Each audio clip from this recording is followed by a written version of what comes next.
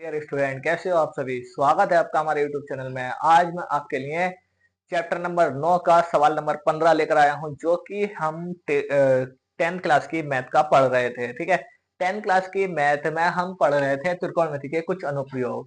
आज बच्चों हम इस त्रिकोणमिति के कुछ अनुप्रयोगों को चैप्टर जो है हम पूरी तरह से समाप्त कर देंगे। बच्चों, एनसीईआरटी के बुक के अनुसार अगर मैं बताऊं, अब जो हमारी चल रही है 2025-26 में, उसमें केवल 15 क्वेश्चन है। ठीक है, और जो हमारी पुरानी है या अदर बोर्ड के जो बच्चे हैं, यूपी बोर्ड से हट के अदर बोर्ड के जो बच्चे हैं, उसमें 16 क्वेश्चन है। ठीक है, तो आज मैं आपको अदर बोर्ड के हिसाब से भी मैं देखा जाए तो मैं 16 के 16 क्वेश्चन कराऊंगा। 2 क्वेश्चन रह चुके हैं हमारे। आज मैं इन क्वेश्चन को समाप्त कर दूंगा और चैप्टर हम पूरी तरह से समाप्त कर देंगे। फिर पढ़ेंगे हम नेक्स्ट चैप्टर, जो कि होगा हमारा सर्कल का। ठीक है, तो आइए शुरू करते हैं। देखिए क्या कह रहा है। एक सीधा राजमार्ग एक मीनार के पाद तक जाता है। एक सीधा राजमार्ग है। ठीक है, सीधा राजमार्ग ये बना दिया जी हमने, सीधा राजमार्ग कहां तक जाता है? मीनार के पाद तक। देखिए मीनार के पाद तक जाता है। तो देखिए क्या समझ में आया आपको? मीनार कहाँ होगा? यहाँ होगा। ठीक है, और पाद यानी कि मीनार के नीचे तक जाता है, यानी कि पैरों तक जाता है। जहां मीनार खड़ा है यानी कि जमीन तक जाता है। ठीक है, अब आगे देखिए। मीनार, ये मीनार आ गया आपका और ये राजमार्ग आ गया। मीनार के शिखर पर खड़ा है एक आदमी। यहां पर एक आदमी खड़ा है, एक कार को 30 डिग्री के अवनमन कोण पर देखता है। यानी कि कार कहां पर है बच्चों? कार है जी आपकी यहां पर। ठीक है, यहां देखता है वो। उसके बाद में अवनमन कोण पर देखता है, तो हमारा ये आ जाएगा अवनमन कोण। ठीक है, आगे देखिए। जो मीनार के पाद, ये आपका कितने डिग्री का? 30 डिग्री का। मीनार के पाद की ओर एक समान चाल से जाता है। 6 सेकंड के बाद कार का अवनमन कोण 60 डिग्री हो जाता है। यानी कि ये 6 सेकंड के बाद क्या हो जाता?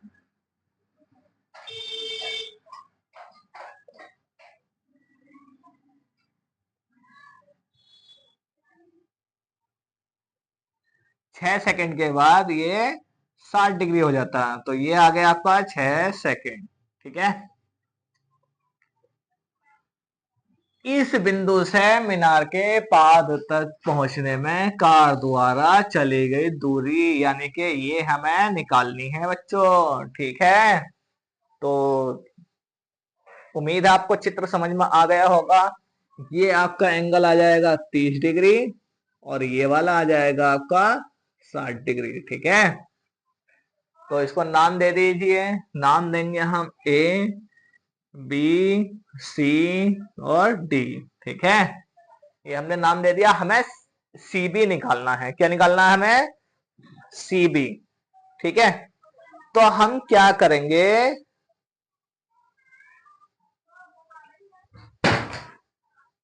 माना, यहां हम सॉल्यूशन लिखेंगे। सॉल्यूशन माना, इसको मान लेते हैं हम एच। ठीक है, माना मीनार की ऊंचाई वो हमारी एच मीटर है। ठीक है, मीनार की ऊंचाई क्या है हमारी? एच मीटर है। ओके, और राजमार्ग क्या है? राजमार्ग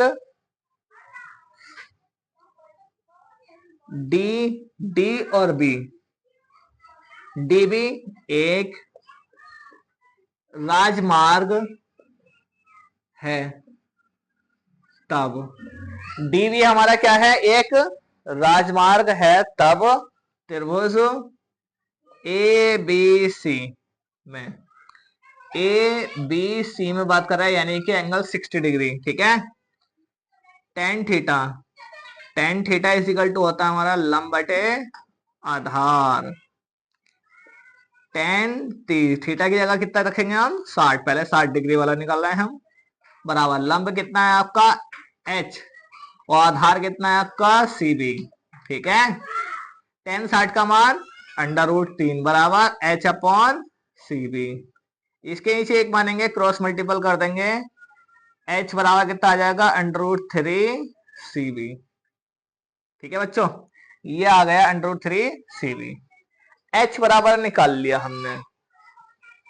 चलिए आगे देखते हैं। आगे हम क्या करेंगे, आगे बात करेंगे हम त्रिभुज ADB में।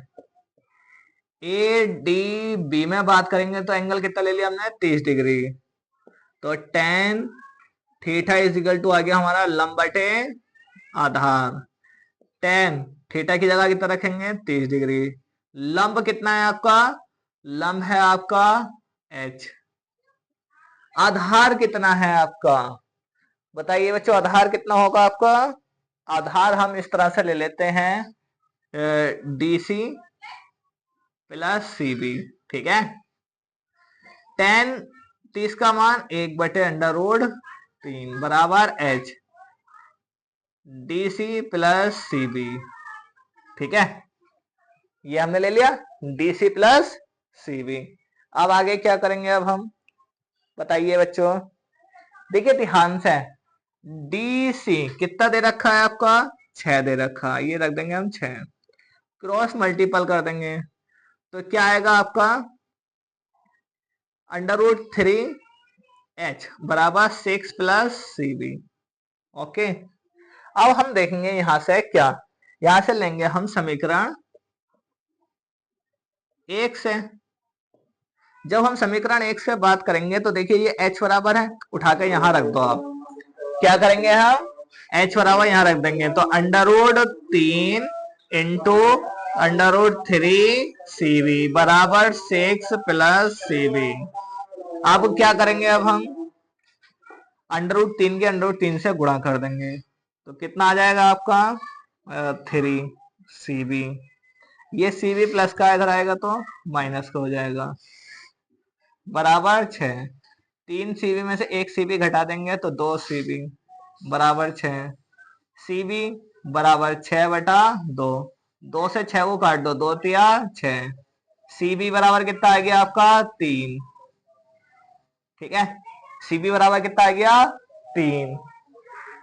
और हमें CB ही निकलवा रहा था, क्या निकलवा रहा था हमें, CB निकलवा रहा था। CD कह दो या BC कह दो, तो हम क्या कह देंगे, हम कह देंगे इस बिंदु से मीनार के पाद तक पहुंचने में कार द्वारा लिया गया समय। आते हैं, कार द्वारा, देखिए इसको एक काम करते हैं, पहले इसको सही करके लिख देते हैं। CB बराबर कितना हो जाए 3 सेकेंड। ठीक है, लिखते हैं। अब आते हैं, कार द्वारा मीनार तक लिया गया समय वो बराबर आ गया 3 सेकेंड। ठीक है, ये आपका आंसर हो जाएगा। चलिए बच्चों, आप लोग इसको नोट कीजिए, नोट कीजिए बच्चों इसको, फिर हम देखते हैं नेक्स्ट सवाल।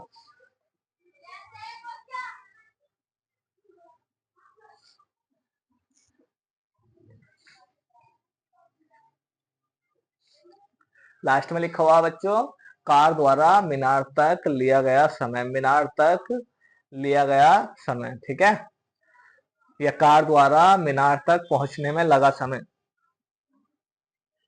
आप ऐसे कह सकते हो। ठीक है, 3 सेकेंड, वो आंसर हो जाएगा हमारा। चलिए, आप लोगों ने नोट कर लिया होगा। इस प्रश्नावली का आखिरी सवाल देख लेते हैं। देखिए प्रश्न नंबर 16, ये हमारा सवाल नंबर 16। मीनार के आधार से और एक सरल रेखा में 4 मीटर और 9 मीटर की दूरी पर स्थित दो बिंदुओं से मीनार के शिखर के उन्नयन कोण, पूरा कोण है। बच्चों, ये पूरा कोण का जिक्र हुआ है यहाँ पर। पूरा कोण होता क्या है, पूरा कोण 90 डिग्री से कम होता है, ये बात आप याद रखना। ठीक है, तो कैसे करेंगे हम, सबसे पहले मीनार का जिक्र है तो मीनार बना देंगे। ये आ गया जी मीनार। और मीनार के आधार का जिक्र है, ये आ गया जी आधार आपका, ठीक है। और मीनार के आधार से यानी कि एक सरल रेखा खींची गई, खींच दी, और 4 मीटर और 9 मीटर की दूरी पर स्थित है दो बिंदु। ये किया गया 4 मीटर और ये 9 मीटर की दूरी पर स्थित आ गया, ठीक है। तो ये आ गया हमारा, ठीक है। यानी कि टोटल हमारी दूरी है 9 मीटर, ये आ गई 9 मीटर, ठीक है। 9 मीटर और 4 मीटर, तो ये दूरी हमारी कितनी आ गई, 4 मीटर, ठीक है। अब यहां पर इस पॉइंट को भी मिला दो, ठीक है। बिंदुओं से मीनार के शिखर के उन्नयन कोण पूरा कोण है, तो सिद्ध कीजिए कि मीनार की ऊंचाई कितनी है। यानी कि आप देखिए, ये आपका अगर थीटा एंगल है तो ये आपका कितना होगा, 90 माइनस थीटा होगा, ठीक है बच्चों, याद रखना। अगर एक थीटा, अगर इसको थीटा लोगे तो ये 90 माइनस थीटा होगा। तो यहाँ पे लेंगे हम ए बी सी डी, पूरा ये 9 है, 9 में से 4 माइनस कर देंगे, कितना बचेगा, 5 मीटर। ये वाली दूरी कितनी आ गई, 5 मीटर। तो इसने कह दिया है कि मीनार की ऊंचाई यानी कि ये जो है 6 मीटर है। तो बस ये हमें दे रखा है कि आंसर भी क्या आएगा, आंसर भी हमारा 6 ही आएगा, पर ये प्रूफ करना है कि ये 6 है या नहीं, ठीक है। तो हम क्या कहेंगे, हम लिखेंगे सॉल्यूशन माना एंगल डी और एंगल सी पूरक कोण है, ठीक है। एंगल डी और एंगल सी क्या है हमारे, ये पूरा कोण है। तब हम क्या करेंगे, हम ले लेंगे त्रिभुज ए सी बी में, क्या लेंगे हम, त्रिभुज ए सी बी में, ठीक है। तो हम लेंगे त्रिभुज ए सी बी में, ए सी बी में बात करेंगे, ए सी बी में नहीं, ए बी सी में, ए बी सी में। तो क्या आएगा हमारा, tan theta, tan theta is equal to क्या होता है हमारा, लंब बटे आधार, टेन थीटा। लंब कितना है आपका, ए बी, आधार कितना है आपका, बी सी, यानी के 4, ठीक है। आप इसको यहीं रोक दें, आप इसको क्या करेंगे, क्या करेंगे, इसको यहीं रोक देंगे और समीकरण नंबर 1 नाम दे देंगे इसको, ठीक है। उसके बाद में हम लिखेंगे त्रिभुज ए बी डी में, ठीक है। उसके बाद में tan theta, tan theta is equal to क्या होता है हमारा, लंब बटे आधार, लंब बटे आधार, ठीक है। टेन थीटा, थीटा की जगह क्या रखेंगे, 90 माइनस थीटा। लंब, लंब देखिए हमारा कितना, ए बी अपॉन आधार, आधार कितना हो जाएगा हमारा, ये पूरा 9 मीटर जो दे रखा है, ये आधार हो जाएगा हमारा 9, ठीक है। उसके बाद में टेन 90 माइनस थीटा होता है क्या हमारा, कोट थीटा बराबर ए बी अपॉन 9। अब बच्चों आपको ये पता है cot theta is equal to, cot theta is equal to होता है क्या हमारा, चूंकि हम जानते हैं cot theta is equal to 1 upon tan theta, ठीक है। ये हमारा होता है 1 अपॉन टेन थीटा।